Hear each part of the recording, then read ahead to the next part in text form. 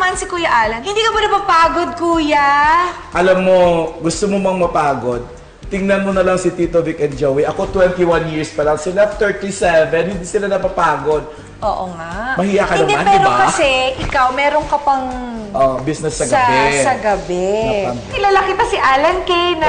Oo, papatawa lang. Papatawa lang. Kumakanta ka once in a while, but Oo. nothing serious. I've never really heard you sing. Kasi ako. You were so good. Nung bagets-bagets. Grabe ang lakas ng boses. Pwedeng can fill up the whole room kahit walang microphone. Ang galing mo, Kuya. Ang galing mo doon.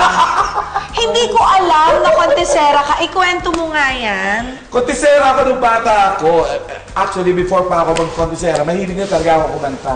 Kasi both my parents marunong kumanta. Hindi naman sila professional, pero marunong kumanta. Siguro malaki-laki lang ako ng konti kay Nate. Ang gusto ko, yung pag may bisita yung mother ko, teacher. Pag may bisita, pakakatayin ako. Ikaw ang entertainer. Oo, bibigyan ako ng pera. Yun. May kwento ko sa'yo nakakatawa. Oo, sige. Eto na. Ang tagal na nung co-teacher niya, hindi pa ako kumakanta, kinakalabit ko na. Magawa na ako. Ano para mapansin ako? Para pakatayin may pera eh. Eto na.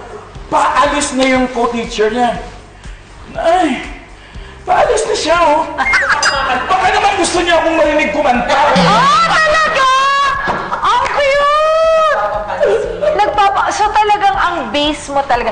Sa bagay, karamihan po sa mga ating mga entertainers, like sa clowns, comedy bars. sa mga comedy bar, base po talaga nila ay singers. Napansin ko, karamihan singers. Kasi nauso nga yung sing-along, di ba? Oo, That's how they start yung... Kasi comedy bars of today, ano yan? Sing-along nung araw. Sing-along nung araw. Yun yung nauso. Ang saya-saya ng ano na ito, kantahan lang.